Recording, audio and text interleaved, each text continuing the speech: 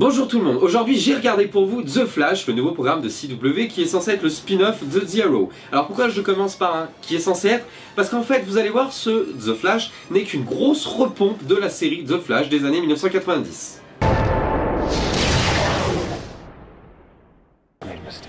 Allez, on commence avec l'historique. The Flash est issu de l'univers de DC Comics et nous est vendu par CW comme étant le spin-off de The Arrow. Un spin-off est une série dérivée d'un univers et on va retrouver le personnage déjà apparu dans The Arrow de Barry Allen enfilant le costume rouge moule buant de The Flash.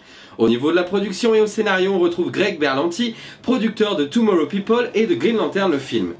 Il est aussi l'un des co-scénaristes de The Arrow.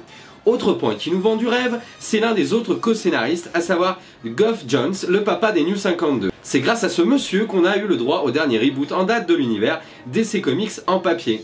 Gros point à noter sur la production de la série The Flash, c'est les mecs qui bossent sur The Tomorrow People, ce qui est une très bonne chose pour la série, parce que Tomorrow People a été une très bonne surprise pour nous cette année, notamment sur le point de vue de la gestion des super pouvoirs et des FX. Faut juste savoir que dans une série, on n'a pas le même temps de production accordé pour les effets spéciaux. C'est souvent sous-traité, ou c'est souvent mis à l'index et fait pour plus tard. C'est pas comme dans un film, vous avez vraiment le temps de développer ça sur plusieurs mois.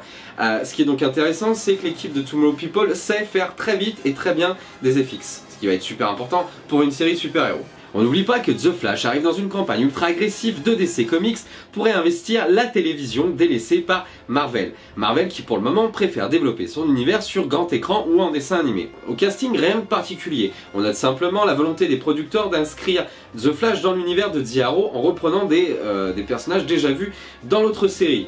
On notera la participation de Jesse L. Martin que vous avez déjà vu dans New York Police Judiciaire et qui joue encore une fois un flic, rôle qui du coup lui colle à la peau. Ce qui change dans ce reboot de The Flash par rapport aux années 1990, c'est bel et bien le traitement de Barry Allen. Dans les années 90, Barry Allen est un beau, grand mec bien musclé, déjà entré dans la vie active, il était déjà policier et ne souffrait pas des railleries de ses camarades. Ici, en fait, ils nous l'ont Peter Parkerisé le personnage. Ils l'ont rendu inerte, un petit peu fragile et surtout pas du tout adapté à son milieu ultra masculin qu'est la police. Dans la version des années 90, la mort du frère de Barry Allen par une crapule le forçait à agir et prendre le costume de The Flash.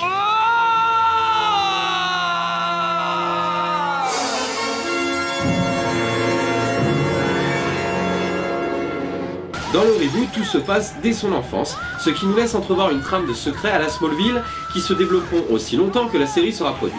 Cette trame dès l'enfance est aussi beaucoup plus proche du comics. Dernier point important, outre la repompe limite plan par plan de la série des années 90, comment ça je me répète? Oui, comme ce pilote. Enfin bref, ce qui est important, c'est la gestion de la découverte des protagonistes et des pouvoirs. Tout comme de Tomorrow People, très peu de temps mort. On évite les écueils de tous les mauvais films de super-héros avec la longue phase d'apprentissage et de remise en question sur sa place d'homme et sa place dans l'échelle humaine. Ici, tout s'enchaîne plutôt bien et répond aux questions qu'on se pose sans trop en dire. Même si certains axes scénaristiques sont tellement télescopés qu'on les voit arriver à très grande vitesse.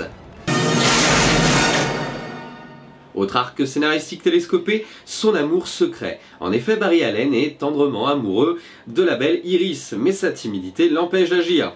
Il y a un autre point qui devrait l'empêcher d'agir quand même au niveau du scénario, c'est qu'il a été élevé avec elle. Alors même s'ils n'ont pas le même père et la même mère, ils se considèrent comme frères et sœurs.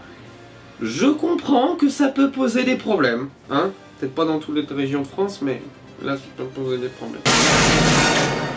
On passe à la suite, les Easter eggs. Allez, on commence par le père de Barry Allen qui est joué par le premier Flash de la série des années 90. Ensuite, on a du Starlab partout.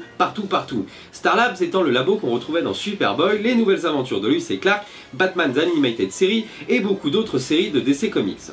Et on va finir par le plus troublant des troublants. Ici le panneau, vous ne voyez rien ? L'aviation Ferris est juste le nom de l'employeur d'Hal Jordan dans Green Lantern, ce qui peut nous laisser à supposer que le personnage de Green Lantern sera très rapidement introduit. La série évite certains écueils des séries de super-héros et des mauvais pilotes, mais elle nous emmène tout droit vers un plot-driven show, une série dont la construction, toujours identique, guide l'écriture.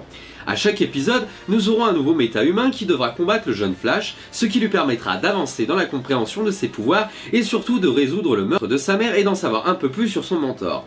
Alors après, on sait que sur ce genre de série, on ne peut pas prendre des kilomètres de distance en termes d'originalité sur le contenu. C'est tout sur la forme que ça peut jouer. Ici, via le traitement à la Tomorrow People, on espère vraiment une vraie trame scénaristique entre toutes les séries DC Comics qui mettront en valeur Flash. Même si je suis pas un très grand fan de la série Smallville, elle avait amené avec elle un traitement en vogue dans les années 2000, recentré sur la psychologie du personnage et les tourments que pouvait vivre un homme qui devient un super-héros. Pour finir, si vous devez vraiment retenir qu'une chose de The Flash, c'est que la série est vraiment bien. Elle est vraiment bien pensée, du moins le pilote l'est vraiment bien, même si c'est une très grosse repompe et donc un reboot de la série des années 1990. On espère juste qu'ils vont pas nous reprendre les mêmes méchants qui ressemblaient à rien dans la série des années 90. Voilà. C'est tout pour nous aujourd'hui, on se retrouve très bientôt pour un nouveau Serial Buster, notamment sur les séries DC Comics à travers l'histoire. Je l'ai fait avec Comics Red, donc ça sortira dès la semaine prochaine. Et écoutez, vous pouvez désormais procrastiner en paix.